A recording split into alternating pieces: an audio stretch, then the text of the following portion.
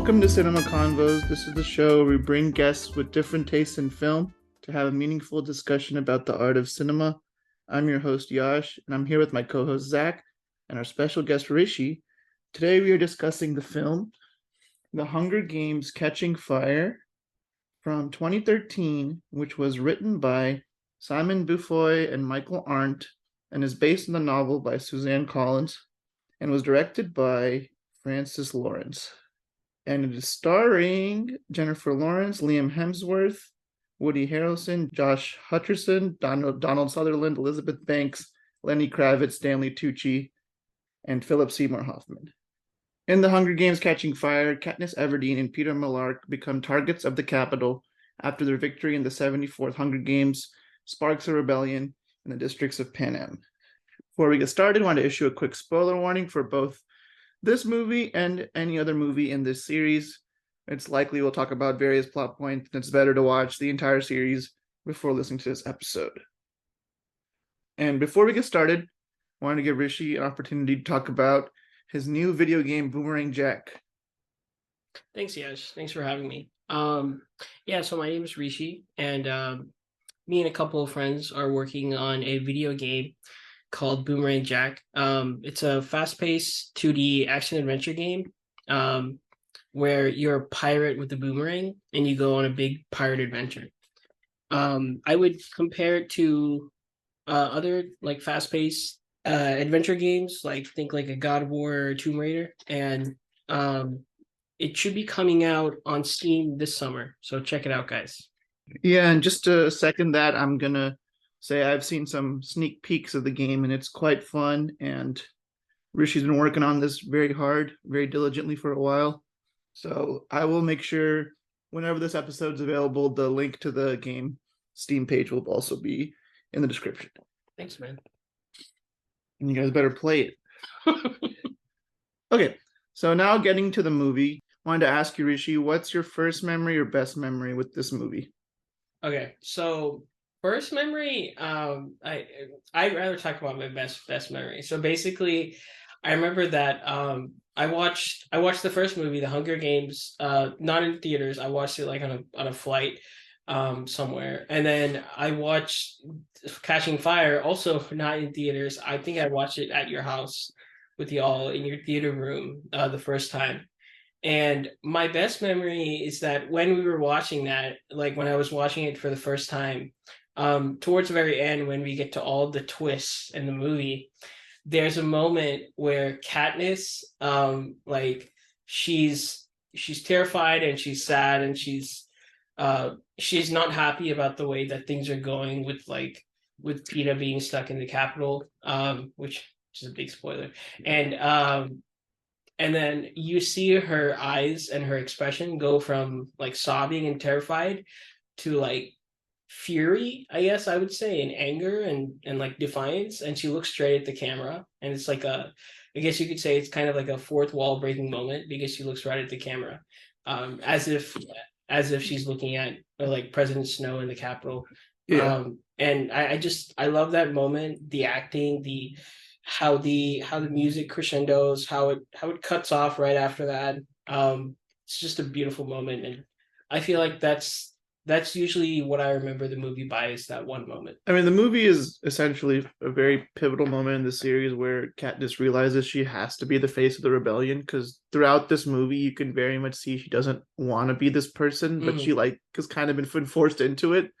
And this movie is kind of the segue until the finale, I think. So the ending makes sense. It's basically her character changing her mind about how she wants to pursue her future in the Capitol. Yeah, for sure. I'll go through my journey with the Hunger Games because I think it's pretty interesting. So I'll start from the beginning. When I first heard about, so at least down here in Texas, we had like the Lone Star list every year of like books that they'd recommend for our age group. And in middle school, I remember that I was in the 7th or 8th grade when the Hunger Games was on that list. And I kid you not, this book was all anyone could talk about. And I was like, I got to get my hands on this book. Everyone says it's so good. and then I read it, and I think it was the most overrated book I maybe ever read. Like, it's fine, it's good. Mm. I'm talking about the book here. I'll get Okay. to them. I do like Interesting. the Catching Okay. Fire movie a lot, Mhm. but no, I felt like it was kind of boring. Like, it's very like the premise is intense and stuff, but like for a book that was as hyped up as it was, I read the whole thing and I was like, I did not pursue reading the other books, which was a mistake because I heard Catching Fire is a much better book. And Mm. but anyways, years passed. They make a movie inevitably. 2012. I think I'm a junior in high school or something when that movie comes out. Sophomore, Mm. junior. I also watched it on a flight, and I was like, yeah, it's fine. It's not that as good as everyone wants it to be, Mhm. but it's an okay movie. Yeah. And I actually liked the Hunger Games first movie a lot better when I rewatched the series most recently. But I was like, yeah, it's good. It's whatever. And then I watched Catching Fire kind of reluctantly. I'm like, this is gonna be another overrated movie. Like, I Dang. go and I see it in the theater, Mhm. and I was like, okay, that was like actually that's what I wanted the Hunger Games to be. Like that quality for the amount of hype that was wrapped up around it. Yeah. Because I was like, this is a better sequel. This is a movie that takes the same premise and like raises the stakes. It literally does what The Hangover Part 2 does, but does it right. Like, it does the same thing again, but so much better. And Mm. like it's a weird example, but that's the first movie I think of when it comes to movies that did the same premise in the second movie. Yeah. And I love this movie. I don't think it's like the best movie ever, but it's a fantastic movie, and it's the best in the series without a doubt. Mm. Yeah, so that's my journey with Catching Fire. Went on to watch Mockingjay Part 1 in theaters as well. Like that one a lot. Watched Mockingjay Part 2 actually at Aggie Cinema screening for the first time Nice. when we put on that year. And yeah, I'll get to Mockingjay later, but Catching Fire overall I really liked. And I think my expectations were just so low. That's why maybe I loved it so much. I'm like, this movie is going to be more like young adult, like mediocre, whatever. And then it was good. It was Mhm. great. Mhm. I think the Catching Fire is a great movie, and I'm excited to talk about it. Yeah, But for sure. anyways, Zach, I know you watched the series more recently. So, what is your best or first memory with this movie? Yeah, absolutely. So my first one. So I watched still like I didn't, when the Hunger Games hype train was, early on, full swing with the books, the movie. I never read the books, didn't really have any interest. I wasn't not really interested in those kind of books, honestly. Not particularly. The movie, I didn't even see the movie when it came out. It had so much of that. I was never into Twilight or anything. It just reminded me of Oh just gonna be like God, Twilight. we'll So get to Twilight. Trust me. yeah, but I just was like, Twilight. just give me another one of those. And okay, and I'll say I was wrong. I'll say that now. But at the time, I'm like, no one even want to see any of that. I didn't see these movies until the spring of 2020 during the pandemic. Because that's you're locked in the house. It was me and my mom. I mean, We these watched all movies are so bleak. It makes sense to watch during the pandemic, honestly. we watched all the Hunger Games and all the Harry Potters, and All of them. yeah, I rewatched both of those series, and the Hunger Games series was actually overall as a whole a lot better than the first time I watched it. Like the first and last movie used to be, I remember them being much worse than they actually are. Mhm. So I was pleasantly surprised in that way. Catching Fire is always great. I can watch this movie like by itself, and it's a lot of fun. Um, but I guess my best memory is just seeing this in the theater because it's one of those few times where a movie surpassed my expectations because my expectations were so low. Mhm. I'm like, it's just going to be all right. And then it was like a really good, improved upon the first in like every way imaginable. When it comes to storytelling and just technical skill, like the action scenes are way better in this movie. In the first movie, it's a lot of shaky cam. And I mean, my biggest gripe with the Hunger Games is kind of out of the studio's hands. I'll just go ahead and talk about that. Is these movies should be like way more violent than they are. Like they're like as violent as they can be in the PG-13 limits. But like thinking about how dark this premise is, like I people should be getting like beheaded and like bones should be coming out. Like super violent, grisly stuff should be happening. true. But they're like, we want this movie, we want families to watch it, so we'll just.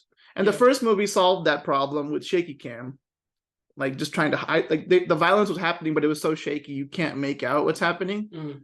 And I don't know, I'd love to see a director's cut of the Hunger Games series where it's just like unfiltered, insane violence, because then I feel like I'd be even more on the edge of my seat. Yeah, so much. That was something I noticed first with the first Hunger Games, that there was just so much shaky cam. That was the tactic. That was the technique that I noticed the most. And I already get nauseous on planes, so that didn't help. Like it's just like, oh, this is not pleasant to watch on a flight.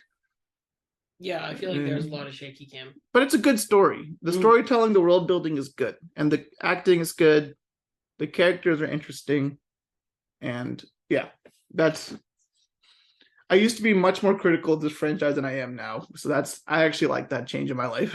But yeah, I also rewatched it during the pandemic, and I watched it with my mom. She had never seen them, and I grew a newfound appreciation for the series as a whole. But I've always loved this movie, the second one that we're focusing on. I definitely like the second one more than the first. I'll say that right now. Yeah.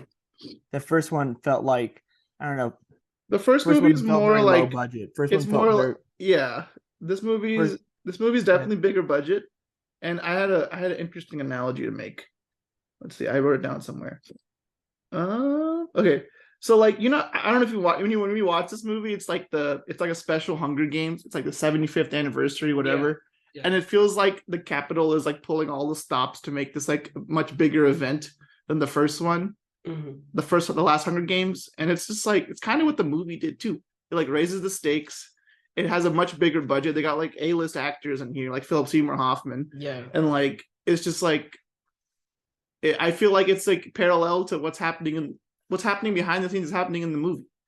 It's like all the stakes are higher, the budget's higher, and like, I don't know. I think it's kind of cool to think of it that way. It's interesting because I feel like on a rewatch, like I noticed the shaky cam, but it doesn't really bother me that much because I feel like the story in the first one's like great in the world building.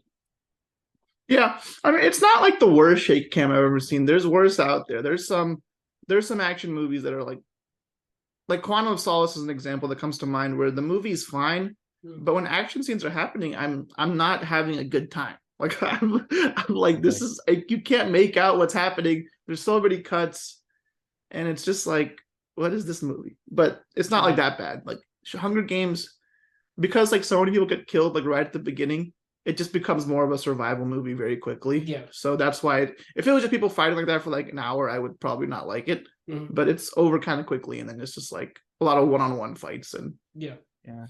Hunger Games is one of those cases that you can really tell between the first movie and the sequel. They really got a lot bigger budget, better financial backing with the first and the second. Yeah.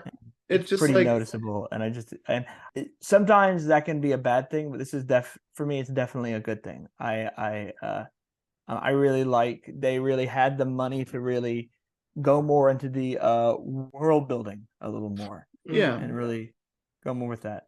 I feel like with dystopian fiction, there's so much of it already out there. Like you got to do something that makes it unique, and I think in these movies, it's mostly the premise and the characters that like make it stand out. Yeah. Zach, you said that there's cases where a movie will get a bigger budget and it doesn't help or like it hurts it. Can you give me an example? Like I guess I'm just not understanding. I mean, every sequel that's not as good as the first ever. Just like a lot of them. That's usually the case. It's not, and I said that, I'm having a hard time thinking of a tangible example. I mean, you try to guess. I mean, this is probably an easy one. Yeah. Different category, but The Hangover. I mean, yeah, The Hangover. The first one was such a hit that they must have had a bigger budget for the second one. It went to Thailand. Yeah, they had a bigger budget. The Hangover is not the only sequel that exists, but it's the one that I think of often, just because it's such a drop off from the first one. Like it's not an unwatchably bad movie, but the first movie is just so good. Yeah. Whereas like Catching Fire, I would argue joins the ranks of like The Dark Knight or like Godfather Part 2, where you can make a case that's better than the first one, and that's a rare feat. And from what I gave up reading on the books because I was like, I don't care for this book at all. But everyone says Catching Fire is a better book than the first book, and everyone says the movie to book adaptation is very good for this movie. Like it follows the book really well from the people who've read it, right? So if someone's listening and saying that's not true, then my sources are not good. But yeah, so I think that also brings up a good point that book to movie adaptations are not always great, and if you can get a franchise out of it, that's already, you've already won, because it like Divergent was never able to finish their franchise because after the first movie they become the typical young adult schlock that we're used to. Yeah.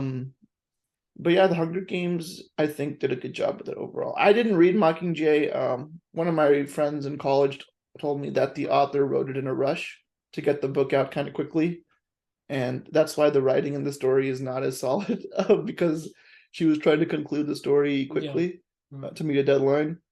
And my biggest gripe with Mockingjay is that it just followed that like Harry Potter train to make the last movie 2 parts. Oh yeah. And I think Mockingjay could be like a superb like 3 hour movie, like just one movie. Yeah, and I feel like it doesn't even need to be 3 hours. I feel like you could do that. You could probably do it in like 2 hours, yeah. Yeah, you could do it in 2 hours and it would be a great movie. Because the first movie is a really good build up. Like Yeah. cut that in half and just do the entire second movie or something. Yeah, I don't or know. like I feel like the second movie, like Mockingjay Part 2's the one that's a little bit more boring. So I feel like you could do something where it's like 30% the second movie and then like 60% the first Yeah, movie. you could play around with it. Because Yeah. with Harry Potter, like Deathly Hallows, the book really is like 2 different movies. Like the first movie, the first part of the book, they are just running around, confused, walking around. Yeah. And the second movie is the big epic like showdown. So like it makes sense. But Mockingjay Part 2, I feel like could have been better as one movie. Breaking Dawn Part 1 and 2 shouldn't even be one movie if we're really talking about it. Okay. Which is funny because okay, I'll do my Twilight tangent too because it's kind of similar to this franchise. I was an avid Twilight hater without reading any of the books or watching any of the movies. I kind of blindly hated it because it was the cool thing to do back in the day. So I don't know, one of my friends told me like, you shouldn't hate stuff that you haven't actually like seen or read. And I'm like, that's actually a good point. Like I shouldn't just be hating stuff because I think I won't like it. Yeah. Like for a long time in my life, I thought I would never watch a horror movie, and now I've seen like over like 100 horror movies. Like it's like a genre I actually like. So I think it's important to give things a chance. But with Twilight, I read half of the first book in middle school and I gave up. I was like, this is not good. But I watched all the movies during COVID. All of them. All 5 or 4. 5. No, there's 5. There's 5 because the fourth one split into 2. Okay. I think I've only seen the first one and like little moments of the rest. Like I haven't even So I will tell you right now, yeah, the only Twilight movies that I find watchable are the first and Breaking Dawn Part 1. Okay. And I say they're because like I'll tell you why. Twilight has a really cool baseball scene that's pretty iconic. And then Breaking Dawn Part 1 basically turned into a horror movie like in the second half of the movie. Okay. And that's entertaining. But the rest of it was bad. The final battle in Breaking Dawn Part 2 is a joke. Like it's not epic at all. Oh, okay. I'm just glad Robert Pattinson and Kristen Stewart like moved on with their careers. Taylor Lautner had no chance. He's just not a good actor. I mean, he's Shark Boy, okay? He's a great actor. I'm sorry to say that. That also raises a good point. Whatever happened to Taylor Lautner? I saw him in a movie like on Netflix like last year. It's called like Home Team or something. It was okay. It was watchable. I think it was a Kevin James, I want to say. Oh, okay. So that's where he's at. He's in movies with Kevin James. Yeah, that should tell you a lot. Because Kristen Stewart and Robert Pattinson have proved themselves. Okay, so they're like real actors. Good for them. Poor Taylor. He's like, well, I'm just handsome, and that's all I got. Yeah, dude, he would take his shirt off an obscene amount of times in those movies. Like it was unnecessary. It's all he has. Okay, I'm not a good actor, but I've got abs. I'm sorry, like Jacob in the Twilight movies, his character is creepy as hell and also just kind of pathetic. Like the girl doesn't like you, dude. Don't be someone's second choice. Go find your queen. You have a 6-pack. Like just stop it. Stop chasing after Kristen Stewart. Yeah. I want to bring up one other thing. And Rishi, you had said earlier about tangible examples of films that got a bigger budget. Yeah. The second one. I mean, it's pretty common, especially, when the first one's a hit. But okay, the first one was a hit. We'll give you more money for the second one. Fast and Furious is a great example. The first one had a budget of like $40 million. Second one had a budget of like $80 million. They doubled the budget for the second one. Yeah. That was and it was like much worse. It is one of the worst ones. Okay. But it's not bad. I would, It has like a cult following. Got it. Too Fast, Too Furious has like, it's like kind of, it's not really related to the rest of them, and except it's like kind of a spin-off almost. So the people who like it just like a good like goofy buddy cop comedy.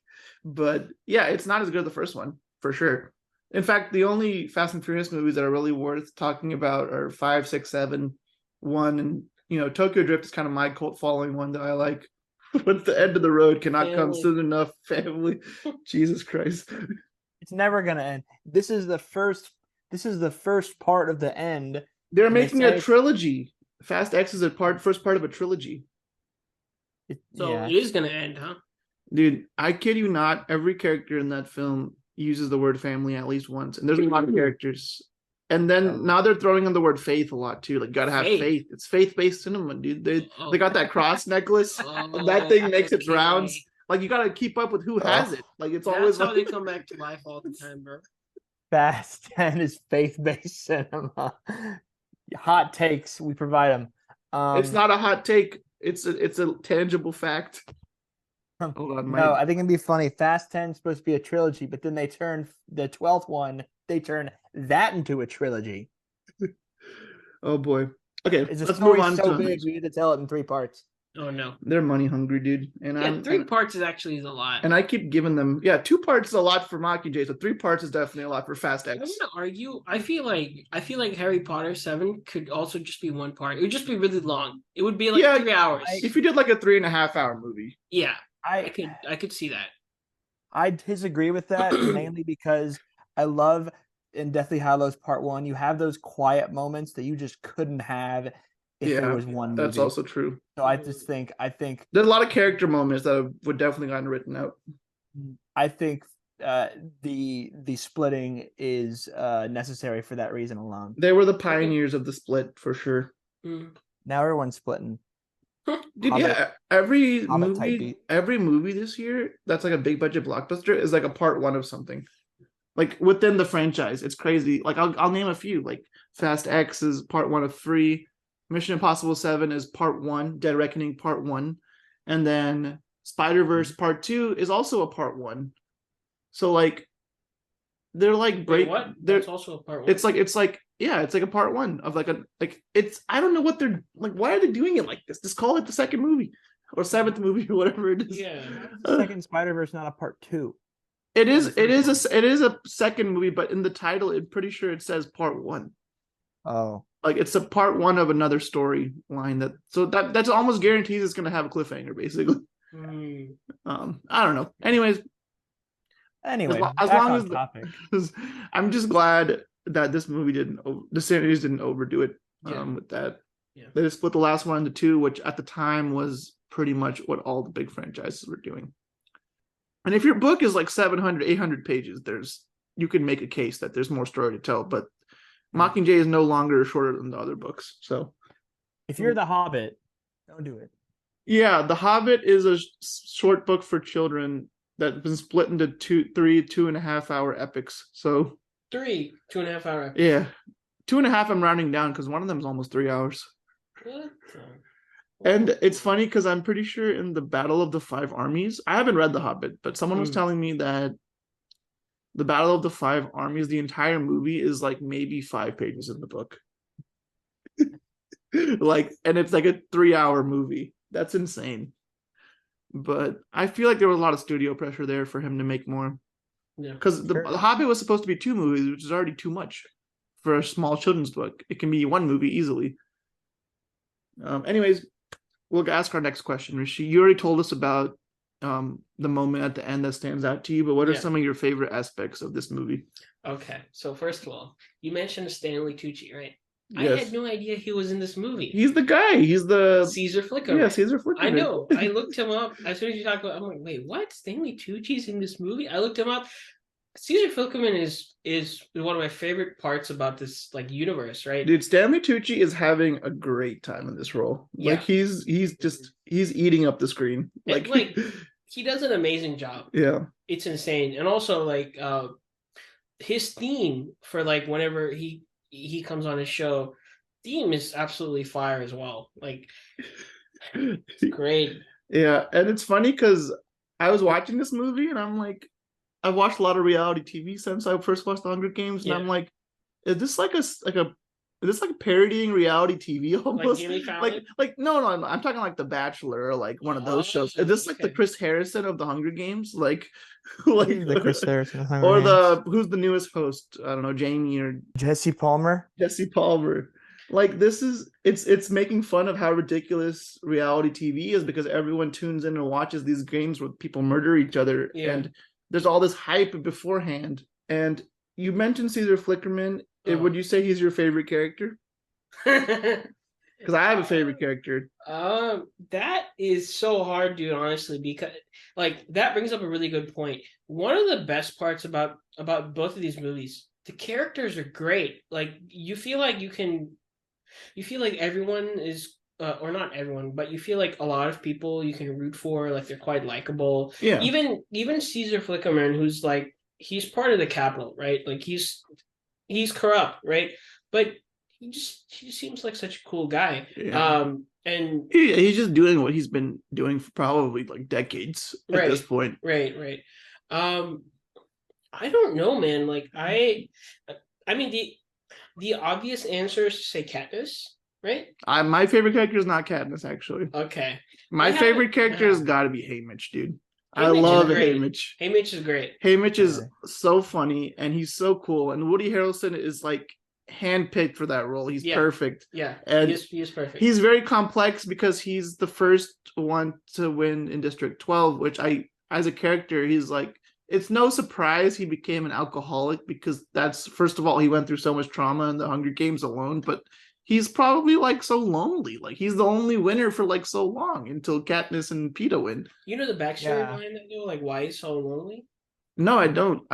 Is that in the books or movies? So I never read the books, but I remember I saw like a long like video analysis about it. Maybe it was based on the books. I don't really know, but like basically what it said was that Haymitch, after he won for District 12, President Snow, I don't know if it was because Haymitch won or for some other reason, but basically President Snow had Haymitch's family killed.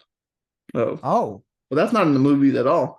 Yeah, it's not mentioned, but like I feel like that's a big part of why he's an alcoholic. Like he is always drinking. Like you never see him sober until Mockingjay, where they like take away coffee and alcohol. It's funny in this movie. There's that after like Gale gets like whipped in the public square and they're like putting alcohol on him. He like drinks some of it.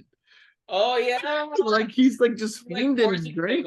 It's like I think it's so comical. I think he finds the humor in a lot of situations that are not they're in actual danger, but he manages to be like, I just like the character. I would love to see like a Haymitch movie would be with like that backstory you just mentioned would be so interesting. Like I would watch that. Yeah, absolutely.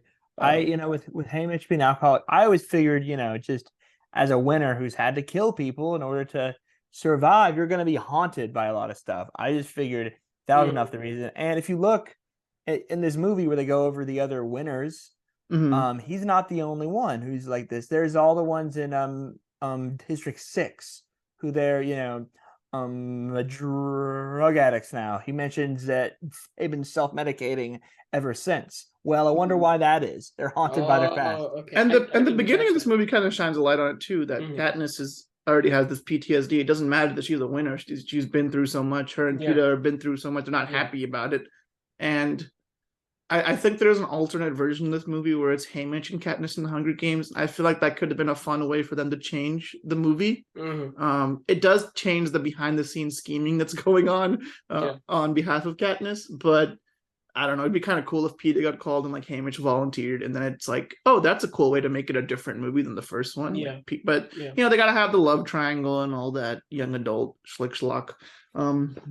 So here's what I'll say, right?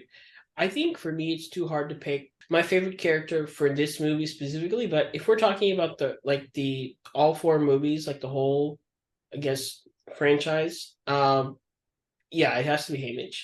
What I also really like about it, not just with Haymitch, but I think about like with Effie as well, right? With Effie, Haymitch, Katniss, Peeta, and like some of the other victors, right? They feel like they're all on the same team. Like there's there's kind of a like that feeling of bonding and like everyone against the Capitol. I really like that, and I feel like Haymitch really fits into that.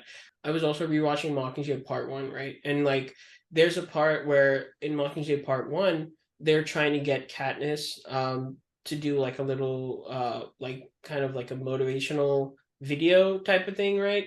And they're giving her lines, right?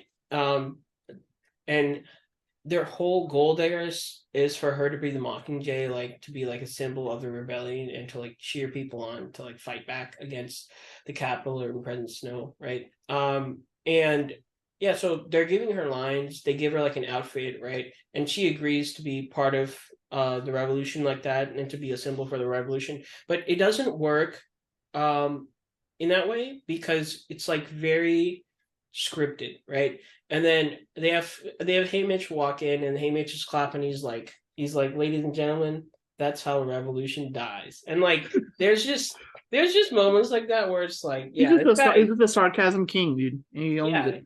he just Sarcasm king. he is a sarcasm king, and like I feel like he just gets these people more than anyone else, right? Him and Effie just get Peeta and Katniss like so well. And I think that just, yeah, it makes you feel like they all belong, like they're all like part of one team. And Yeah. I really like that feeling. For sure. Because at first, in the first movie, I'm not sure how we're supposed to feel about Effie, because I'm like, oh, this is a woman who's like kind of glorifying the Hunger Games or whatever. But she definitely has, the character is basically someone who's been brainwashed clearly over time, like that this is a completely normal thing to do, and it's not really her fault. And I think in this movie you get to see a more complex side to her, where she's actually empathetic for about what's happening. She's like, it's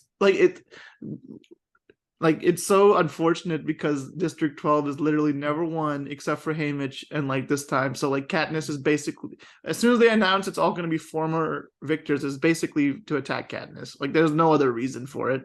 Like it's not something they do regularly. And True. yeah, And Snow's like, we gotta, we have to stop Katniss, and it's And like no, we gotta stop Katniss and her species. yeah. The And it's species crazy. being the victors. That's how you do it. So yes, it's a direct attack on Katniss, but it's more. Snow doesn't want these other figureheads hanging around who, he said it himself, they think they're above the Capitol, and they're not. Yeah, and watching this movie keeps me on edge because of that, because any rebellious act seems to have a direct consequence. And it's like it just doesn't stop. Yeah. In that scene where after at the Flickerman show, the interview, the tributes where they have his dress, the Mockingjay. When Katniss is going up into the arena, Cinna is beaten to death right in front of her. Yeah, and that's very intentional. They want her to, they want to get in her head, and it's that's one of the shocking deaths in the series for sure, because it just you can, and rewatching it you can say, okay, actually this, I could have seen this coming, because like he does this rebellious act and then he kills him. Like that's not that surprising. When we're talking about our favorite characters, I wanted to mention my favorite character. Yes. Yeah. Between two. Plutarch is probably one of my favorite characters. Yeah. And Beatty. Yeah. Beatty's Jeffrey Wright's character, right? Yeah. Yeah. And kind of for the same reason. They're very technical, they're very focused, they're very like hyper focused. I really kind of like that, especially Beatty. And he's the genius in the room. He's the very, he's very technocratic like that. And then Plutarch, I don't know, the confidence he has as the game master, just how he handles things. And of course, the big twist of the movie is that he's actually on the side of the rebels. But I've just always liked his character. Yeah, I like those characters too, and I think, Plutarch isn't my completely favorite character, but I like the character a lot. And Philip Seymour Hoffman was definitely one of my favorite actors. So in terms of like the actors I love the most in this movie, he's probably at the top of the list.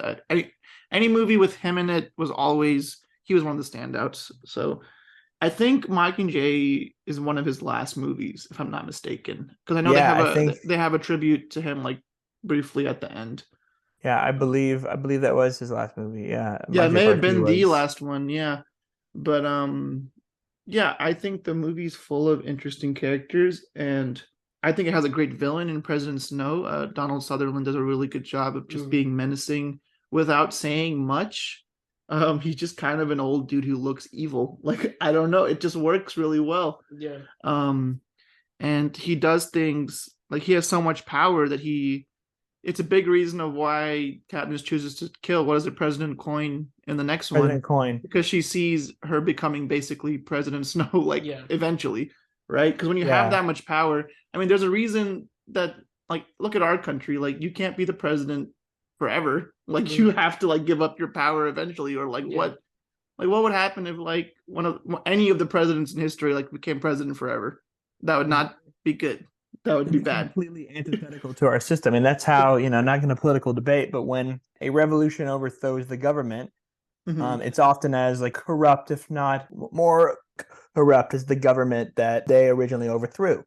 It's there's not difference. So Katniss had an opportunity to stop a future President Snow right in her tracks, knowing that, after I do this, people are gonna, President Snow, he's gonna get eaten alive by the angry mob. I mean, that's it's gonna happen. I mean, he's gonna die eventually. We have him, he's captured. This is my chance to take out a future tyrant.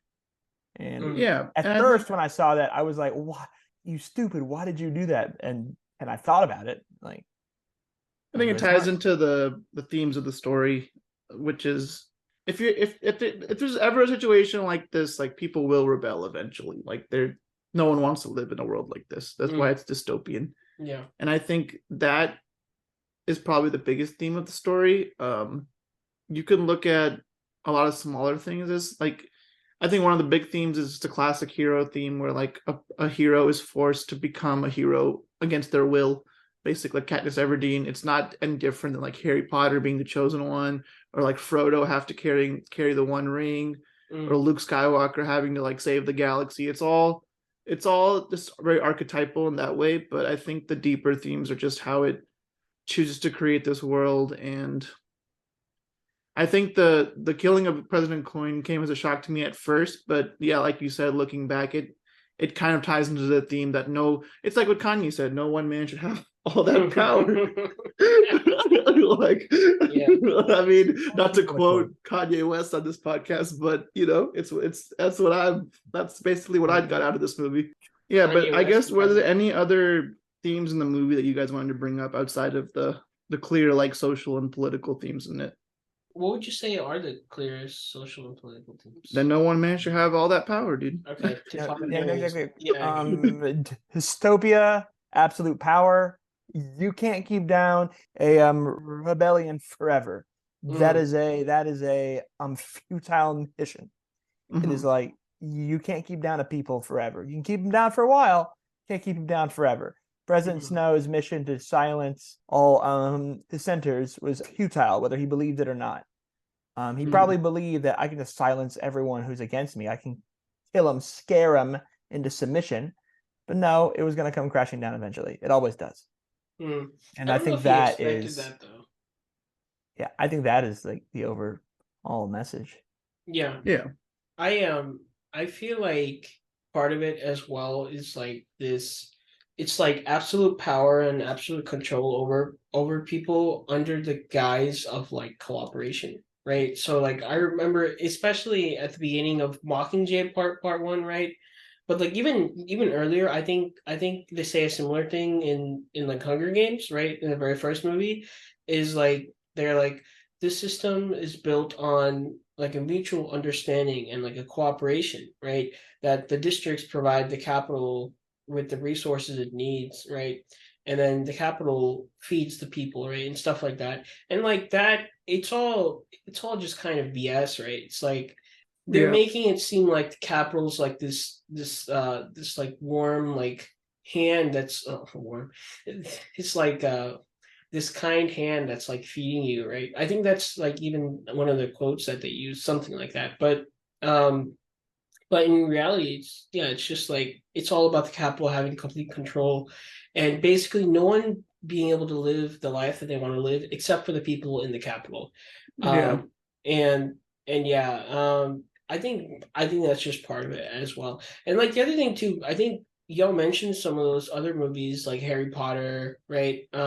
We were comparing how it's similar to those kinds of characters, right? Hmm. I feel like a difference here though is that to me it almost feels like a sports movie in the sense that I like mean, they're watching the Hunger Games like it's a sporting event. that's So, true. That's a good point. and the But arena itself is like a sporting arena. that's It's true. completely in their control, like That's true. how it plays out for these guys. That's true. But like the way I mean it is that whenever you're watching a sports movie, even when you're watching the protagonist in the sports movie train, right? Like let's say you're watching Michael B. Jordan in Creed, right? Or I don't know, like you're watching any sports movie, right? Like you feel like this like kind of you feel this connection with the character, right? It's like very deep within you. Like you feel like you can really root for them. Usually there's some kind of underdog, right? And I think that's what makes movies like that so fun and so widely I agreeable, I guess, is like you feel like you can really deeply sympathize with the protagonist and especially because they're like an underdog, right? And I feel the same way here. I mean, the same is true in like let's say Harry Potter as well, but here I really felt that. Like I felt like I myself felt like a strong passionate hate for like President Snow in the Capitol, right? Yeah. Which like it's not that I don't dislike Voldemort, let's say in Harry Potter, right? But it's not the same level of like passion, right? And like it's also just within the Hunger Games themselves, like Mhm. it's the stakes are raised so high. Yeah. Like imagine winning the Hunger Games, like however you do it, right? What Mm. and I really also really like how there's contestants who won because they're really intelligent. There's contestants who won just by hiding the entire time. Yeah. I think that's really funny because it just all these are all things you think of when you think of the Hunger Games. Like how would someone win this if they're not like a trained killer, basically? Yeah. And I think there's a good variety in the contestants, but I don't. There's something Haymitch says both in the movie and also there's a snippet in the trailer Mm. where he says, "I want you to forget everything you think you know about the games because That's a great these are not going to be the same. Like Yeah. you're dealing with like the greatest like fighters and killers you've ever faced. Yeah. So I think that itself shows that this movie is so much more intense. Like when the games start, you feel more on the edge of your seat because you don't know what's going to happen. Like in the first movie, it's like okay, it's a bunch of randomly selected like teens to fight each other, which 100%. is still like not ideal, right? But Yeah. you feel like there's a chance that you could our hero can win this.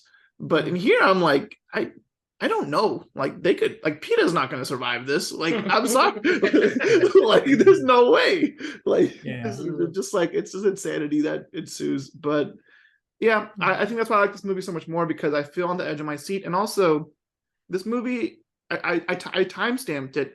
It's a solid like hour and 20 minutes of just build up. The Hunger Games don't even start until like the last hour, but the build up is so good and It's so so interesting, and it sets the stage so well.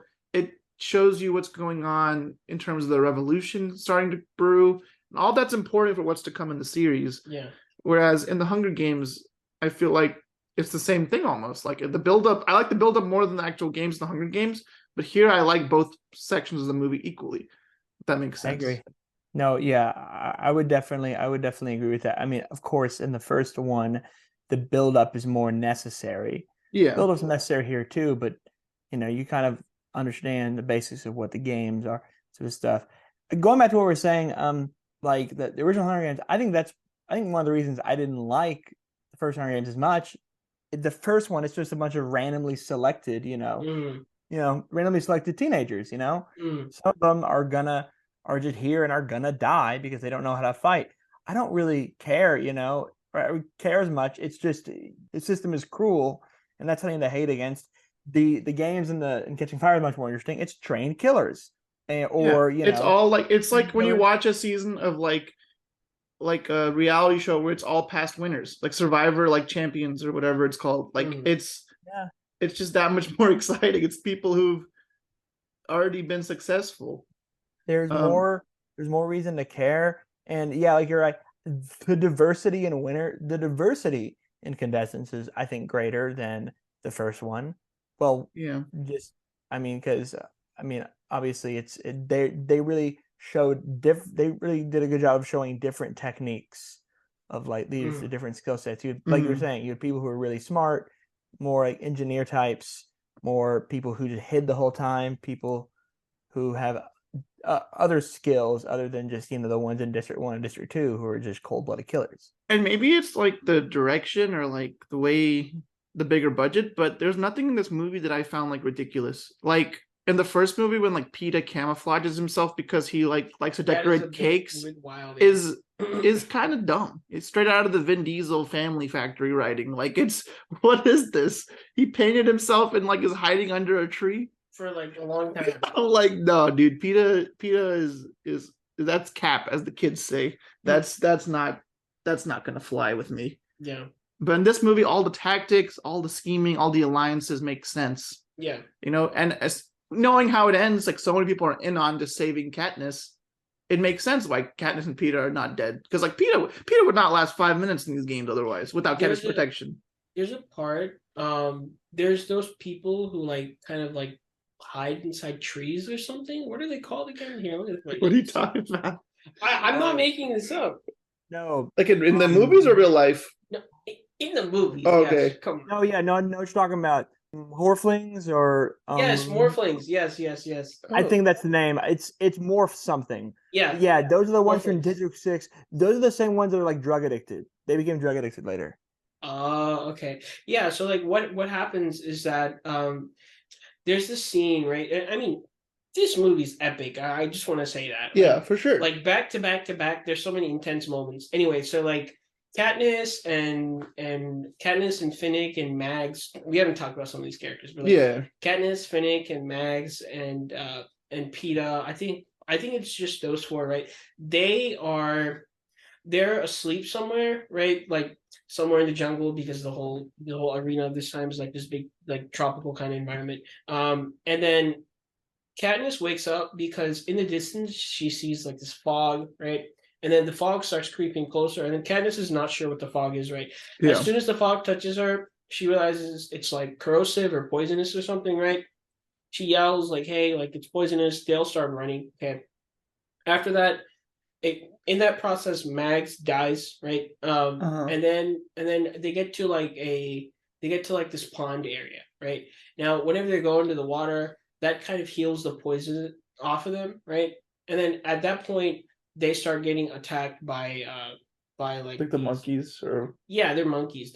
I think they're monkeys. Yes. So the monkeys are like really big, and I have no idea how they it seems like each of them just take one arrow, which is a little crazy. I mean, I think with all the alliances going on in the movie, the arena has to be more dynamic, and how it sends a new threat every hour is kind of a cool way for the movie to just keep moving.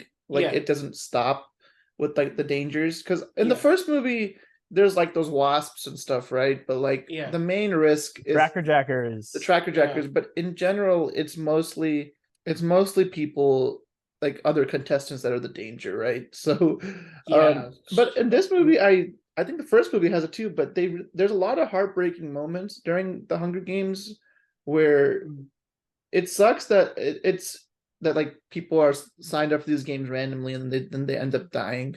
But in this movie, it's even harder to see people die because it's like they've already done this before. Like they're doing this again, and it's unfortunate that they have to relive their traumas. And I think there's a really funny scene with Jenna Malone where she like says like, I'm like pissed off, like why am I doing this again? And one of my favorite parts about that scene while rewatching it, I made a note of this too, is how her F-bombs are bleeped. And I'm like, this is totally an analogy for like TV censorship. Like you can watch people brutally kill each other. You can watch Negan kill a guy with a barbed wire bat, but if he says the F word, God forbid that's on TV. Like a man can be bludgeoned to death. And I'm like, it's the same thing. It's like they're bleeping their F words because the movie's PG-13, but it's kind of a fun way for like them to make fun of that. I don't know.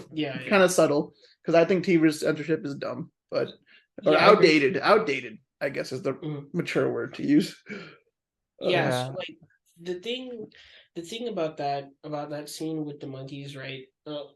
Is that they're fighting off the monkeys. They're down to one monkey, right? The monkey attacks PETA, right? And like you said, PETA would not last, right? So PETA, Not without Katniss's protection, no. I don't think right? so. But in this And case, that's no like, shade to PETA. I wouldn't yeah, last in these things more than 5 minutes. right. But the thing is, in that case, right? Again, like he survives because a bunch of the victors are in like this secret alliance, right? So like in that scene, whenever the monkey's attacking PETA, Katniss can't do anything. I think she's like out of arrows or something. I don't remember what it is, right? And then a morphling comes out of a tree and then like lets the monkey like kill her. And then that's how PETA survives. Yeah, I just want to bring that up because I feel like it was a cool scene and like it shows you that they're all in this alliance. Even people they don't know about, like the Morphlings, are like in on this secret alliance, which is so cool. Yeah, and I know it feels like I'm hating on PETA a lot, but I actually like the character a lot, and I am I am not surprised that a young adult movie has a love triangle, but I feel like in this franchise, it's an interesting angle that they have to pretend to be in love to like create this facade that they only won the Hunger Games because they were willing to die for each other, and it makes it more interesting about who she's going to end up with, Peter or Gale. Like it's not as eye rolling as like other love triangles, I guess, like Twilight, for example. Right, and like I don't remember who she ends up with, but there's definitely parts She ends up with Peter for sure. Okay. With PETA, because Gale, and that's a whole other thing. Because like but Gale does something, I forgot exactly Gale, what it is. in Mockingjay Part 2, he like makes a bomb and accidentally kills Messed up. Katniss's sister. He kills Prim, He kills and it's Primrose. basically Yeah. unspoken. And Gale's the one who says it. Be like, I feel like if we were together, me looking at me would make you think about your sister, and she kind of agrees. And that's the Oh, end of that. right. But And I remember before when it was when I was in high school, there was a girl in our class who she loved Twilight, Hunger Games, like every young adult franchise, she Yeah. ate it up. And she was just telling me, like in Mockingjay, Gale does something unforgivable, and I'm like, oh, like I wonder what happens. And then, like I was like, that's drama, dude. That's crazy. kills her sister. Not a Yeah. fault, but Well, indirectly, not like indirectly. That's a Um, whole other thing. But Gale, that relationship just seems so like weird. It never quite gets off the ground. Katniss's and Gale's relationship. Yeah. and it's interesting because Katniss and Peeta might have never been a thing if they weren't so like trauma bonded over the Hunger Games. Like course, of course. they go through so much together, and that's why their relationship moves the way it does. Mm-hmm. And yeah, and then Peeta goes through a lot in the last movie, of course. Yeah. It's quite dark. So, do you have a favorite scene in this movie? I guess you've said like that you love the ending shot, Yeah. and you really like some other scenes, but do you have one specific favorite scene? And if so, break it down and tell us why. Man, there's so many scenes here. Let me just really quickly look through my notes. I just want to mention my favorite scenes really quick. Yeah, go for it. While If Rishi's it's thinking. comfortable. So one of my I don't know, my favorite scene. It really is. I like this scene, but it kind of breaks my heart. The one where it's the beginning of their Victor's tour. They stop in District 11. Yeah. That's where Rue is from. Oh yeah. That is where It's a great scene. yeah. And that, Katniss is obviously, she is where she's the most emotionally vulnerable there. She really is like, I hate Yeah. I couldn't save Rue. And then the people of District 11 see that and they, engage in their own form of protest. The guy who he does the peace sign, the Mockingjay sign, where I think you like kiss your fingers and you do the three fingers. Yeah, or the three finger or Like whatever this. sign it was. I just remember being shocked by the peacekeepers. They just find that guy, grab him, and they just execute him right in the middle. It's wild, dude. Yeah. And again, in an R-rated movie, they would have shown that happening too. Wouldn't have been off screen. Yeah. Like it would have been, but it's still effective. Yeah, no, I would argue it's no less effective. Yeah. If anything, it might be more effective. Your imagination goes wild and things you can't see. Sometimes when you can't see something, it's more scary. That's like a big horror movie logic too. But I love that scene too. I remember after that scene, Haymitch pretty much tells Katniss like this tour is not like when you get to the end of the tour, this is not over. This is your life now, and Yeah. like it just feels so hopeless. And I don't know if I have a favorite scene. I think when the games first start and Cinna is killed, that's pretty wild. Just because it's like so shocking. Yeah.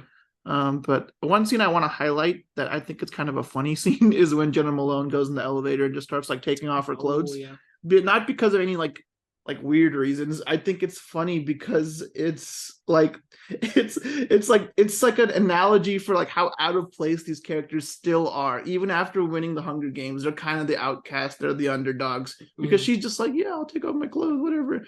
And then the guys are like, what's happening? And Katniss is like clearly annoyed. And it's just like they're all like, this is not normal behavior, but maybe for people around here it is. So I think it's a funny scene, and there's a lot of funny moments in this movie. I mean, it's not a humorless movie. It is very bleak and dark, but every now and then it does make you laugh. Oh, you know what scene I really like? I'll actually maybe pick this as my favorite, is when she goes to like do her like presentation or whatever, like evaluation, and then they like have the painting of Rue on the ground, and she makes the fake dead guy, and then she just like hangs him, and then she just like bows and dips. I love that scene. Yeah, that's her like whole like they have those the things where they do the ratings. Yeah, right? they rate like the players, right? Instead of doing that, she just makes that like figure. Yeah, because that guy got killed in the first one, right?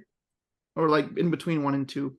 Well, is she talking about the guy, or is she talking about Rue? No, she's talking about like the specific guy who like had the weird beard, like facial hair. He was the gang. Oh, okay. Seneca Crane. Seneca Crane, yeah. Yeah, okay. Yeah, he got killed directly because of the Katniss and Peeta both surviving. President Snow saw that as a failure on the Game Maker. Yeah. And he made him, because there were poison berries or whatever, forget the thing. Anyway, he made him eat poison berries at the end of the first one. That's like the big scene. And he's killed. Yeah, I was very nervous watching that the first time because I'm like, this is some kind of act of defiance and it's going to have a direct consequence. But they kind of let that one go, which is good. Yeah. I have a couple, right? So first of all, I just want to say like I love the world building in this movie, and also in the first one in the Hunger Games. And I love all those world building scenes. They're not my favorite, but I just do want to like do an honorable mention for those. I do really like scenes where like y'all talked about earlier, like Plutarch Heavensbee, right? Philip Seymour Hoffman's character is very confident with how he's running the games, right? And I think that's very important because like he projects that confidence to Snow, right? And that's kind of like how he disguises his whole rebel plan inside the games, right? Like he plays this game himself where like he'll say things to Snow like he is the one who suggests to Snow that they should have like the public like whippings and stuff, right? And so like he'll like advocate for stuff like that, but secretly like he's just playing a longer game so that he can rebel. But yeah, anyway, the two scenes that I wanted to get to, right? One of them does have Philip Seymour Hoffman, right? So the first one I want to talk about is with Finnick, right? So this is towards the end, right? Katniss goes to look for Peeta. She's with Joanna, right? Joanna, whenever there's an enemy trying to shoot them, Joanna knocks Katniss down, right? Joanna takes out the tracker from Katniss's arm, okay? And then at this point, Katniss has no idea who to trust because she has no idea what's going on. Like, why did she just knock him down? She's as confused as we are. Right, exactly. And then after a little while, Katniss like regains consciousness, right? She kind of sits up, but she's like hiding, right? Behind like a little like cliff thing, right? And then Finnick is running around looking for Joanna, I think, right? And then after that, Katniss runs to the tree where Beetee had just fainted from the electricity, right? And then what happens is that she hears Finnick coming up, like kind of behind her, like 20, 30 yards away, right? And then she's aiming at Finnick and then sees her in the bushes, and like Finnick's like, Katniss, remember who the real enemy is. And I love that scene because that's a line that line specifically, like remember who the real enemy is a line that Haymitch says before they go into the games, and specifically he says this to Katniss, right? And the whole idea again is that like, yes, these games are going to be very dangerous. There's going to be a lot of like highly experienced killers and stuff, but that doesn't mean like you're going to go around killing everybody. Like you're going to have some people on your team, and it's all part of a secret plan that Katniss doesn't know about, right? The other scene I want to talk about real quick is after she like wraps the coil around an arrow and then shoots the sky and then like breaks open the dome covering the arena, right? After that happens, she kind of loses consciousness. There's a ship, there's like an airship that like comes down, picks her up, and then she wakes up in a bed next to Beetee, right? After that, she gets up. She doesn't know exactly who she's with. She thinks that she could be with people from the Capitol, right? Yeah. So she like kind of sneaks into the next room, and she like grabs like a weapon on the way, like a makeshift weapon, like I think it's like a syringe or something. Yeah, a syringe. Yeah. And then this is my favorite part, right? After she tries to attack like Haymitch, right? And then like Haymitch is like, wait, like I wanna explain what's going on, right? There's this like little monologue that Philip Seymour Hoffman's character Plutarch goes on. He's like, Katniss, you have been our mission from the beginning. The plan was always to get you out. Half the tributes were in on it. This is the revolution. You are the Mockingjay. We're on our way to District 13 now. Like, I love that because I feel like it's delivered very well. And it kind of ties everything together in the sequence of those two scenes, like the scene I just talked about with Finnick and this scene. And like, yeah, I mean, it's all just kind of connected, but I feel like it's really well done. So, I mean, what I like about this movie is that, yes, it is setting up for Mockingjay, but it is very much its own movie with its own story. And the best middle chapters are very much that. Like, I can watch Catching Fire on its own. Of course, it's a lot of fun to watch the entire series.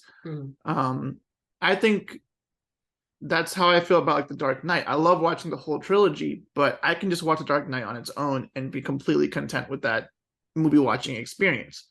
And for me, this is by far the best in the series. Did you guys have anything to say about if this is your favorite? And I would assume it is, but I don't want to assume wrong. But I'll tell you my rankings of the Hunger Games franchise upon my most recent rewatch. Catching Fire is my favorite. My second favorite is actually Mockingjay Part 1. I think it's a great build-up movie, and had Mockingjay been one, I think Mockingjay had the potential to be just as good as Catching Fire is if it was one movie. Hunger Games number 3, and then Mockingjay Part 2 is still my last favorite. I still like it. It's a solid movie, good finale. But again, I think with the Mockingjay split, it kind of affects my overall enjoyment of it because it feels like it's just too dragged out. But overall, I like the series a lot. Catching Fire is my favorite. I wanted to ask, do you guys feel like, I want to ask a two-parter. I wanted to ask, is this your favorite in the series? If it's not, I would be curious why, and which one's your favorite? And do you think the franchise moving in the direction of having a prequel is a good call? I think it is. I think it makes logical sense to have a prequel movie because there is a prequel book, so it all makes sense to me. But anyways, I'll let Rishi go first, and then Zach can follow up on that. Okay. Yeah, so definitely Catching Fire is my favorite, like by far, right? Now, I think I differ from y'all in that I actually really like the first movie, like quite a bit. Like if I had to give them ratings, like approximately, I would give the first one like an 8.5 or a 9. I would give the second one like a 9.5 or a 10, right? And then Mockingjay Part 1 would be like an 8. And then the last one would be like a 6. I don't really like the last one very much. Like it has its moments, but yeah. And so I liked it a lot more upon a rewatch. Maybe you'll like it more if you watch it again. Yeah, I need to rewatch it. But like what I remember about the last one, right, is I feel like the problem with the last one is actually that like it's just like the action. right? It's like I feel like the first three, the reason they're so great is because there's a lot of like interesting character development Uh-huh. and like world building, right? And yes, there's action, but actually the action in the Hunger Games is not really the point. Yeah. I feel like the point is actually just to show like how characters behave, how the world is, what like kind of like what direction things are going in, right? It's the Hunger Games are just a vehicle for those kinds of things, right? Um, like deliver a particular narrative, right? It's like I feel like it's a similar thing in a sports movie. You don't actually care that much about the game in the sports Yeah, movie. the best sports movies are the ones that you don't have to like the sport to enjoy it. Like Exactly. Moneyball is a fantastic movie, but Yeah. I don't watch baseball more than like once or twice a year. Right, right. Like you care more about the characters and the way things are moving and like what they're up against, what the conflicts are, right? So I feel like that was the conflict in the last movie for me is that I feel like it was like less development and more just like action, and so it felt a little flat for me. And if I was I just wanted to quickly add, if I was gonna compare this movie to like other movies like obviously it's better than like Twilight, but I would even say it's as good as the best Harry Potter movie. Hmm. I mean, I wouldn't go that far because I'm a big Harry Potter fan. Same. I'd give Catching Fire a 9. Okay. I'd give Mockingjay Part 1 an 8. Mhm. And I'd give the other two 7s. Okay. But initially, I would give Hunger Games 1, the last one, like a 6. My ratings went up after my rewatch. Yeah. And I'll get Yeah. we'll talk about why it's the 9 out of 10 later, but that's what I would rate the movies as it stands. Sure. Yeah, I don't know if I could rate. I mean, I would probably give Catching Fire an 8.5. Hunger Games, the original, probably a 7. I haven't seen Mockingjay 1 and 2 enough. I've seen them once. I haven't rewatched them in a while. I don't think I can give a fair rating. What I do want to say about Mockingjay Part 1 maybe is one of my favorite opening scenes in a film, just to set the tone immediately. It's I don't know if this is the very opening, but it's right before the title card. But it's Cadmus and Finnick are talking. It's like there's something the capital to his girlfriend. They captured her. I wish she was dead. I wish I was dead. I wish all of us were dead. And then you see the title card. Do, do, do, do. I wanted to go back for Peter and Joanna, but I couldn't move. They have Annie too. They took her. She's in the capital. I wish she was dead.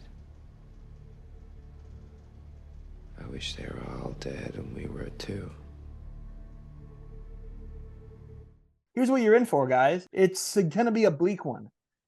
Yeah, dude, these movies are bleak, and it's funny because I saw a meme once where it was like Harry Potter, everyone who watches this like I want to go to Hogwarts, and Star Wars, everyone who watches this like I want to be a Jedi, and the Hunger Games, everyone who watches it they're like, nah, I think I'm good. Like, I'm happy with the way the world is.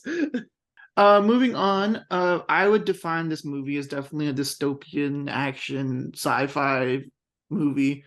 Do you feel like it fits into a specific genre for you? And do you whatever genre that might be, do you think this is one of the best of that genre?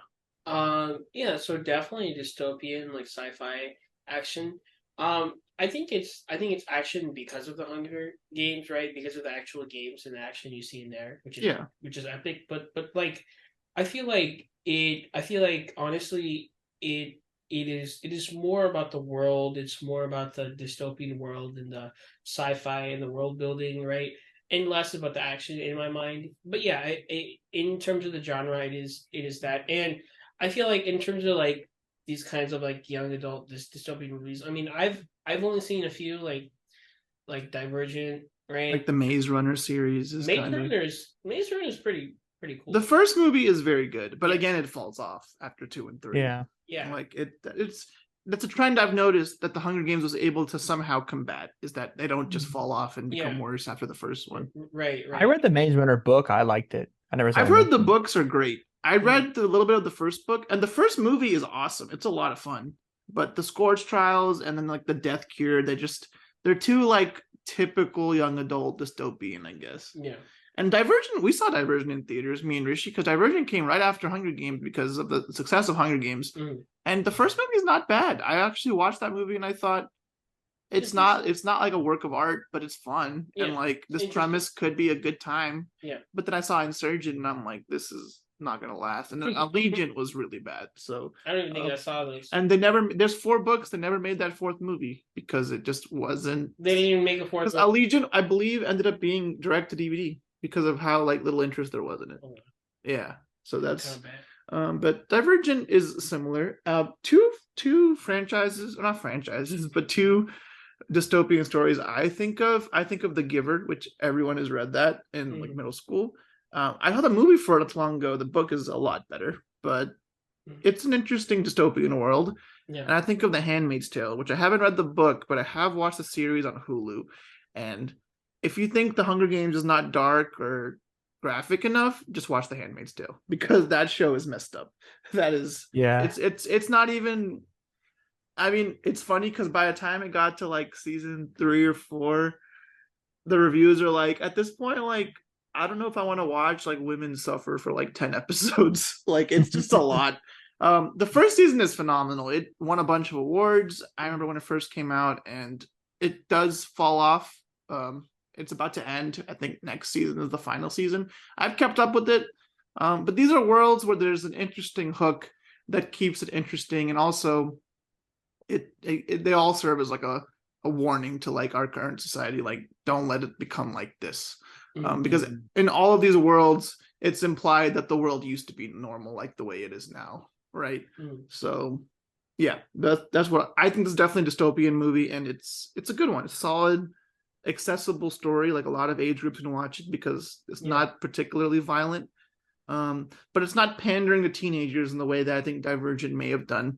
Like, this is a movie that adults can also enjoy because it actually has real themes, good characters, good storytelling, and doesn't get too caught up in the love triangle and all things. Why do you feel that Divergent might have been pandering to teenagers? If you watch clips of it again, it's a pretty silly movie. There's a lot of scenes that are like just kind of goofy tonally, I guess. Okay. Like, it's hard to take it seriously when they're in danger. When it's like the tone is just not the same. Yeah, so I would say that this is my favorite like movie in that genre for sure. Yeah. Not for its action, but like for its world, and I feel like that's what matters in that genre. Yeah. Yeah, absolutely. I would definitely sort of agree that genre-wise, it does fall the intersection of those teen young adult dystopian, and then like this kind of really dark dystopian that a lot of TV series are doing, like Handmaid's Tale. Also, another show that I watched that's kind of like that, the dystopian but alternate history, Man in the High Castle. I heard it was good at first. I didn't watch the whole thing. It fell off, but it was basically about what would happen if Germany won like World War II, and basically what would happen in America if it was Nazi run, and it is very much of that dystopian Handmaid's Tale like stuff. But I mean, it does kind of have sort of that in it. I think Hunger Games falls in. It's not pandery or that kind of thing. At least movies 2 through 4 aren't to that thing, but it's not quite as dark as something like The Handmaid's Tale. That's why I say it falls somewhere in between those. Yeah. And then you had asked earlier if this prequel is justified. I definitely think it is. There's much more story to be told. Yeah, there are like 70 something Hunger Games that have happened before, so you could definitely do something interesting. This movie is now 10 years old. I think it's aged fine. It's a newer movie relatively. There's nothing in the special effects or anything that I can really criticize. I think everything looks good. It's all believable as I'm watching it. Yeah, I think it's aged well. I think it'll continue to be. It's most people do say it's their favorite in the series, and I think that will continue to be a trend as more people watch it. But do you think how do you think this movie's going to age, I guess, overall? Outside of that, I don't really have much else to say. Yeah, I mean, if you're just talking about like the quality of the effects in the movie itself, I think I think it'll age pretty well, right? We have to see how much better special effects get, but I wouldn't expect that much improvement, right? Like with things like special effects, there's usually a like there's usually diminishing returns, right? So like as you improve things, they only look so much better, right? So I think in terms of the effects and stuff like that and the visuals, it'll age fine. In terms of like the messaging, I I think it just really depends, right? So like I think if what you're taking out of the movie is to is to fear there ever being like totalitarianism or like the government ever having absolute power, then I feel like that's a good message that can resonate throughout throughout like time, basically. But yeah, I don't know. I think it'll age pretty well. I mean, one thing I'll say is that when this franchise was, I believe the first two movies came out when I was still in high school. mm, And this movie had a big impact on pop culture to the point where I do remember at my high school graduation, our valedictorian ended her speech with "May the odds ever be in your favor." oh So, crap. Okay. so the amount of impact it had on people my age, I think, is like we're gonna pass this movie on to like the next generation for sure because many people have enjoyed this story. In terms of like relevancy, I think it's always good to have a movie about like an evil government, like just to be like be ready, I guess. I don't know what's going to happen in the next like 50 100 years, like as long as I'm around. But one thing that I wanted to bring up is, the character of Effie is interesting. Effie, and also you could even say Caesar Flickerman, they've kind of bought into this delusion that like this is a normal world and like this is the world they've lived in. Yeah. And it's both characters are still empathetic. Like if either of them died, I would still feel something. Yeah. And I think for me it's kind of similar to people who have extreme political views, whether it's like left or right. Like generally a lot of those people are well intentioned, but because of their extreme views, like sometimes they're not as easy to listen to. And I think the movie kind of portrays that people who have extreme views can still be like empathetic and like their heart is in the right place type of thing. Like Effie's heart's in the right place, right? She's like, oh, these are my victors and like I care about them, but she's also like sending them to go to a game where they'll probably die. Yeah. So I don't know. I feel like Effie's definitely brainwashed, right? With Caesar Flickerman, I'm not sure, right? He could just be acting, like he's just like an entertainer. Yeah, like, to me, he really reminds me of like Jimmy Fallon, especially in the way he does his laugh. Like, it's right? Definitely that's a good comparison, solid. Yeah, and like that like Jimmy Fallon, every single time he's laughing, he isn't genuine, right? He's laughing so much to the point where like how much can actually be real? Right, it's a little scary. Yeah, so to me, with Caesar Flickerman, it feels a little bit more like he's just being held hostage. Yeah, I mean, he's kind of just it might just be his job to like be the host of this like for every year. Yeah, but I love that character, man. Yeah, the characters are great and the world is interesting. I love seeing the one thing that's definitely relevant is like the difference in quality of life in each district. That's relevant to the real world for sure, and it probably always will be. There's that scene in this movie where like they're like, drink this so you'll get sick and you can eat more, and he's like, people are starving in 12, but here they're like throwing up food, and like that's something that I think will continue to age. Like it will continue to be a valuable thing to talk about, is how not everyone has it the same, and in this world it's as a result of like the corrupt government, but it's always going to be the case that some people are poor, some people are rich. Like that's not going to change anytime soon. Yeah, and I feel like in this world it's a very stark difference, right? So like you basically only see two classes, right? Like the absolute elite and like the really poor. Yeah. There's like 10 in between that we don't see though. What do you mean? Like districts 2 through like 11 are never really shown. Right. But I feel like those are probably also just all poor, right? Like probably like middle class, some of them. I doubt they're all poor.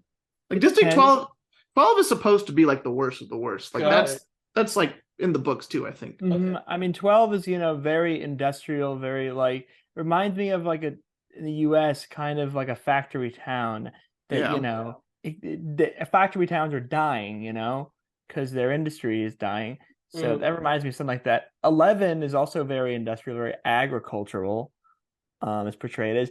District 2 is just kind of portrayed as just kind of a mirror of District 1, very high, Yeah. high society, that kind of thing. District Mhm. 1, District 2 aren't that different from the capital. I And think then it's yeah, intentional they show you 1 and then 12, like for the most part. They So want the to show you numbers are like supposed to the polarizing represent. difference. Okay. they really don't show 1 that much either. They Yeah. really only show the capital. Yeah, they showed the capital. Which Mhm. the capital, I mean, the 1 is like an extension of the capital, though, basically. Yeah. Yeah. But anyways, yeah, a lot of different topics in this movie for sure. Mhm. Do you feel like the score of this movie adds to its effect? Because I initially didn't, but when rewatching it this last week, I noticed a few scenes where the score was elevating the feeling I was feeling. Absolutely. And So I know you mentioned to me that you Yeah. had more to say about the score. So yeah. So absolutely. So this is an interesting case. Like again, I'm gonna compare this to something like Harry Potter, right? So Harry Potter is a case where like the score is brilliant, right? The score is also like very much noticeable and present throughout the movie, right? Like sure there's some parts where maybe the score is a bit quieter in Harry Potter, but in general, like the score, yeah, it's just like very apparent, right? In this movie, it's not like that at all. Like, I feel like you don't really notice the score very much at all.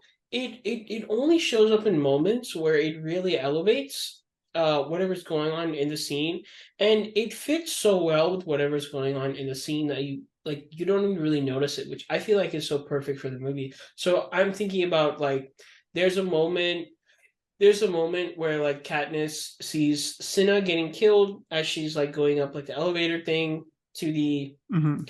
like the pedestals for like the Yeah, like for like entering when the the games games. are gonna start. Yeah. So at that moment, the score is more present, right? But again, you don't notice it because it fits so well with the movie.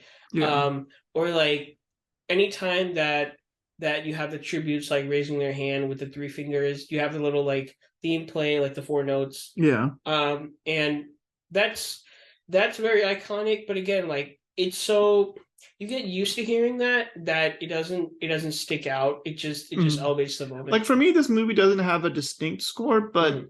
it when I do try to pay attention to it, it is very good and it works for what the Yeah, movie's trying to do.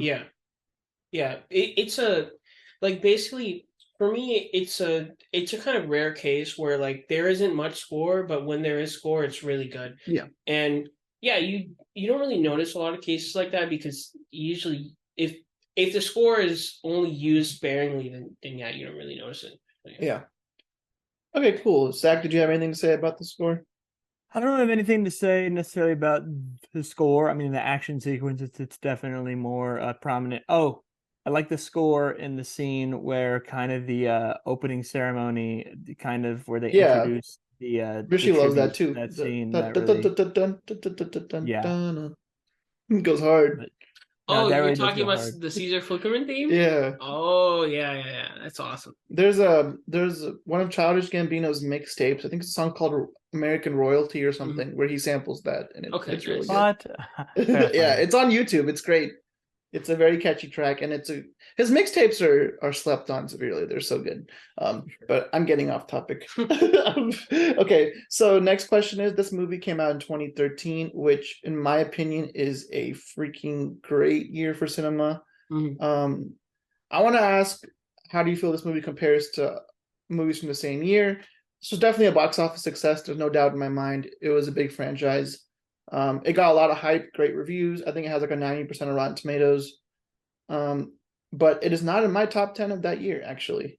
That's how strong of a year it was. So I'm going to go ahead and list my 10 favorite movies from 2013, Mhm.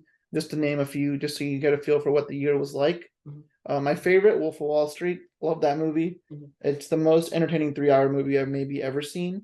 Rush, that's my number 2. Prisoners, Captain Phillips, Gravity, The Way Back, Fruitvale Station, 12 Years a Slave, Star Trek Into Darkness, and This Is the End are all so good. Mhm. And honestly, Catching Fire is probably like my number 11 or 12 in this list. Like it's Okay. just a really good year for Yeah. movies. But how do you feel this movie was perceived when it first came out? How I feel it was perceived when it first came out. Like, do you think people were hyping it up fairly or unfairly? Like, what was? I remember people really liking it, and I really liked it too. Yeah, I feel like the reception was fair and was positive, but I feel like I don't see it being remembered as much as it should be. That's Yeah, people have kind of forgotten about the Hunger Games after it ended. I yeah, mean, now they're going to bring it back with the prequel, hopefully, yeah, but yeah. I feel like that's the issue. Like I feel like people still remember Harry Potter very very fondly, right? Mhm. Whereas with Hunger Games, as I said, like I feel like Catching Fire is on. I feel like it's on a similar level of just like being a great movie and a great story and something that can resonate with a lot of people. And yeah, so I feel like it's really memorable, and I feel like it should be more relevant to Mhm. society. And it's very much a big part of pop culture, at least in our generation. Yeah. Sure. Absolutely. What was I your mean, favorite movie from 2013, Zach? oh my gosh, that's hard to think of. I liked Her a Her lot. is Her was that year too. Her is a great movie. We've done a podcast on it too. Yeah, Her was that year. Oh, a lot of the A few of my friends had Her as their favorite movie of that yeah, year. I liked it a lot. Wasn't my favorite, but I liked it a lot. yeah, Her was really, really good. That yeah, 2013 was a really strong year for movies, as what you Yeah, mentioned. I liked Gravity. Gravity's awesome. I Yeah. agree. I liked it more the more I watched it. Mm-hmm. Um, Absolutely. As far as WoW was, hard to remember exactly how it was received. Obviously, the first Hunger Games was a success. They got a higher budget, so there was hype. There was definitely hype for it. I remember seeing the ads on TV back then. I saw it in the There was theaters, and I hype. remember it being pretty much full. Yeah, I there was remember being definitely it's a very good theatrical experience. One of my yeah, favorites. Yeah. there was definitely hype for it. Mm-hmm. Yeah. I mean, like what I remember even more so than hype for the movie was just like I remember seeing so many people reading the book like everywhere. Yeah, the book was a phenomenon. I mean, Yeah. it was the most popular book series for a long time, I would say, among our age group. Mhm. And I remember one thing I like to point out is Rishi and I always talk about what makes a great trailer. This movie has a really good trailer. Like, it actually gets me excited to watch the Actually, movie I haven't seen again. the trailer. Like, maybe it gives away a little too much. Like, a lot Yeah. of trailers do that. But when you've seen the movie, it's just a really good trailer to hype you up before you watch it. Yeah. Because it's basically like Haymitch telling them, like, you guys are screwed. This is not the same thing. Like, but anyways, yeah, great movie and big success, I'm sure. Yeah. So you've already talked about the last shot in the movie, and Mhm. you kind of talked about the ending. So Yeah. you would say this movie has a good ending. Oh yeah. The ending is so good. And I would agree. I think this movie's ending, it answers some questions, creates new ones, Mhm. segues nicely into the next one, Yeah. while also concluding the story of Catching Fire, which is, yeah, I remember when I first saw the ending, I was really like, I want to see the next one as soon as it comes out. I was shook, man. Like Mockingjay Part 1, I remember Yeah. seeing as soon as I could because I was so Mhm. excited for it. I mean, with Zach, I don't know, it may have impacted you differently because you had all the movies at your disposal when you watched them. But Yeah. when you watch the ending of this movie, it's like a little bit of a cliffhanger, and you're just like, the District 13 still exists, and you're just kind of left with that for like, what was it, 2 years, 3 years of a wait. Unless you want to read the books, which I didn't do still, even after that. Mm-hmm. I mean, I was definitely hyped to start the next Yeah. movie. I mean, there's no doubt about that. It's a I good mean, ending. Mhm. And I know Francis Lawrence continued to direct the rest of the franchise, so Mhm. he was a good director for the job, I think. Yeah, the team that wrote and directed the first one are not in the second one. Even Suzanne Collins didn't do the adaptation for the second one. Yeah, I mean, writing a book and writing a script are two different things, so Yeah, you but can't expect she the did same the time. adaptation. She did the adaptation for all the other ones, just not two. Interesting, and that's the best one. I don't know Yeah. what that says about her. I'm just Mhm. kidding. She's created one of the most popular franchises in the world. So, okay. So this is one of our final questions. Is there anything in the movie you would change to improve it, or do you see it as perfect in your eyes? And there's no right or wrong answer. That's a hard question. I mean, so I think we should discuss the length a little bit. So I'm usually of the mind that every single movie should strive to be like Rishi doesn't like them if they're over 2 hours. yeah. I think that movies should strive to be 90 minutes, right? Strive to be. It doesn't mean it has to be, but yeah, ideally, right? This is a rare case where I feel like it's so good. Every single like minute of it is so good and so important to the story and so impactful. and like you don't get bored. It's so good that I feel like it earns its runtime. If it was any longer, I would have a problem. Like I'm sure that the original cut of the movie was longer. Like it was probably like 3 hours or something. But I mean, I don't usually have a problem with length if it's justified. And this movie, I think 2.5 hours where it flies by. It moves really fast. It flies by. Yeah. It doesn't feel like anything's wasting time. Everything's serving the story or world building or setting up for the revolution. Yeah. So lengthwise, I don't have a problem. As I've said earlier, in a perfect world, I think they'd be more violent. I think it's just an accessibility thing to make it watchable for preteens. But in terms of anything else, I'm not too critical of this movie. Aside from that, I just don't like the other movies in the series as much. It's like a shame that this one is so good and the others are just like solid, comparatively. Yeah. I think the other thing is that because so much of this movie is the build up, right? Yeah. When you get to the actual games, you don't see as much of the other victors, right? Like you see the people who are within the like the secret alliance with Katniss and Peeta and stuff, right? Like you see Finnick, you see Joanna, you see Wires and Beatty. Yeah. I think you see a few others as well. But yeah, like you don't like all you see really. I think you get some like small moments with the characters from like 1 and 2, right? Like the careers. But that's about it, right? And then a lot of the victors you just see in the sky. Like after they're dead, like, oh, this person's dead, this person's dead, and it just kind of feels like, wait, but I didn't even get to see this person. So yeah, I'll say one more thing, and I'll let Zach go too. Yeah. One thing I wanted to mention is I think this story works well as a movie series. I know there's a rise of like miniseries and TV show adaptations.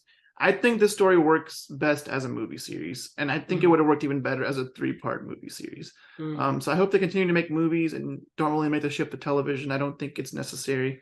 So in that way, I really like this whole franchise. Yeah. But anyways, Zach, what would you like to change about this movie, if anything? If there's anything I'd like to change about this specific movie, the Catching Fire? Again, as far as adaptation goes, I don't know what they could change from the adaptation. I think the length is okay. Maybe the pacing, maybe I'm trying to think if there's anything really in the pacing. I mean, I think it's pretty well paced. The only thing maybe in the scenes in the arena, but even those are paced pretty well. Yeah. I can't really think of what I would change. That's fair. Sometimes you can just like a movie a certain amount and not know what you could change, but also like it's fine the way it is. Okay, before concluding this episode, do you have any other questions for me or Zach? It's okay if you don't, or if you do. It's up to you. Yeah, actually, so I just had a thought, right? So we were talking about if there's anything that we would change, and earlier we were talking about like movies being split into 2 parts. Now, Mockingjay is split into part 1 and part 2, which I'm not sure about. I'm not sure if that was a good idea, but could you all see this movie being split into 2 parts? I don't think it would flow as well. So. I think it'd be one movie of build up and one movie of just the games, and it would just the pace would be a lot worse. Yeah. I agree. I don't know about splitting a games into 2 movies. And it's inevitably what you'd be doing, even if you do the games into one movie. You're putting the build up to the games in that first movie if you're just doing it and you throw right into the games. I just don't think it would work that well. I think the only case I've seen where splitting 2 movies works is Harry Potter. I don't think it worked for Twilight. I don't think it worked for this movie as well as it could have. They didn't do it to Maze Runner, but there were conversations about it. I think the franchise was successful enough. Yeah. Like just because something is the last part doesn't mean it needs to be like this multi-part finale. You can make one really good finale. Yeah.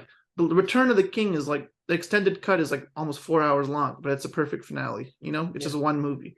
Yeah. Okay. Before we get to our final question, I did want to ask some fun ones. How long do you think you guys would survive in the Hunger Games, and what would be your strategy? I'm trying to think of what my strategy would be. I mean, I'd die first. I'll tell you right now. I'm a lover, not a fighter. I would hide, dude. I think I would hide. I think I would hide too. I think I'd be pretty good at hiding. I mean, I could be one of those people who hey. I wouldn't be good at it. I'm too much of a giant to hide anywhere, but sure. but I'd try. I'd find PETA and say, paint me. Paint me No, I was like gonna say, one I don't know of if anyone's your cakes. Paint me like one of your Oh cakes. my god. Rishi would for sure win the Hunger Games, dude. Wait, He'd what are pull you up with- saying that? He'd pull up with his own hidden blades. Oh Be my ready to go. god. No, you can't be doing that. That's like that episode of Chop where some guy pulled up with his own chocolate and they were like, you can't pull up with your own ingredients. Get out of here. That's pretty funny. Yeah, I would say it's real tough. Like I don't think I would go very far just fighting. So definitely more of a passive like hiding strategy is a good way to go. Definitely having allies is Having alliances would help. You get far at least. yeah, so for me, like But if the I problem could, with that is that you get to like then you get to like the final 2 or 3 and you still have to kill each other. yeah, Exactly. it's a bit weird. Mhm. It It's very much like The Bachelor where all the girls are like, "Oh, we're so happy you get to go on this date," but like no one's actually happy about it. Hmm. Like they're like, "I want to kill this girl," and they actually want to kill each other. yeah, it's tough. Like, I would say like you got to focus on your strengths. So like I feel like if I could figure out how to cook in the wilderness or something, maybe I could use that. Like I could be like, hey, do an alliance with me. I can cook you some food or something. I don't know. we got one final question. Hmm. All right, if you had to convince someone to watch this movie, what would you tell them? What's your sales pitch? That's my sales pitch. It can be short and sweet, or however you want to do it. Yeah. So I would talk about the dystopian world, right? I would say it's the best. It's the best movie depicting like like a dark dystopian world with a good amount of action, like character building. I would say it has a female protagonist, but it doesn't come across as like, oh, like this is a feminist movie. It just has a well written. It has a girl who very much does not want to be the face of the rebellion, so right, she's just right. kind of forced into it. Yeah, it shows kind of an unconventional like romance, right? Like they don't Katniss Yeah. doesn't like Pete at the beginning, but by the end of it, like she's really into him. Take it- notes. That's how it's done. Those boys. Yeah, you gotta go through the Hunger That's Games how you for can that. compete with the Gales of the world. With the Gales. You got to of go it. through trauma in the Hunger Oh my Games. god. All jokes, well, mostly. I would talk about like this. I feel like it's a great movie showing the fight of like good over evil. Like I feel like you can go back to that like basic of like things, right? That like everyone kind of understands. Like it's just like a universal story, like a fight of good over evil, right? And yeah, I would talk about stuff like that, and I think it's an epic, like intense movie. And not just with the action as well, like with all the characters, with the themes of the story, like what happens, the twists and turns. Like it's just a crazy movie. This is what I would say: Shrek 2, The Dark Knight, Fast 5, The Empire Strikes Back, The Return of the King, Bourne Ultimatum, Shrek 2, Godfather Part 2, and Catching Fire. What do these movies all have in common? They're all better than the first movie. So if you like the first movie, you'll love this movie. Why? Okay. That's my sales pitch. I looked at all my box sets up there. Nice. I just want to point out you said Shrek 2 twice. Did I? Oops. Shrek 2 is just that good. Please edit out one of my Shrek 2s. No. Oh, he has all No, the I will power not. here. No one man should have all that power. So about what I would say about the Hunger Games, I mean, you know, maybe I think this pitch would probably be so his pitch for the Hunger Games series. Hey, if you like, you know, dystopian, these dystopian young adult series, but films told in kind of a darker way. I think it's more engaging than stuff like Divergent and those kind of things. So, you know, it's a very well told story. You know, high stakes competition in a dystopian society. Then for Catching Fire, if you know you saw the first one, if you want the stakes to be even higher and the film to be done a little bit better, Catching Fire for you. Yep. All right. We have reached the end of today's discussion on the Hunger Games Catching Fire. We wanted to thank Rishi for joining us. Thank you, Yash. Yeah, pleasure to have you as always. And a big thanks to all of you for listening. If you enjoy our show, be sure to subscribe to our YouTube channel, or leave us a review on Spotify or Apple Podcasts. Stay up to date with new episodes by giving them a follow on Facebook, Instagram, and Twitter, and support our show by checking out our available merch. Link is in our link tree. And when Boomerang Jack is available this summer, be sure to play it. It will be available on Steam for PC users. And with that, we hope you tune in next time.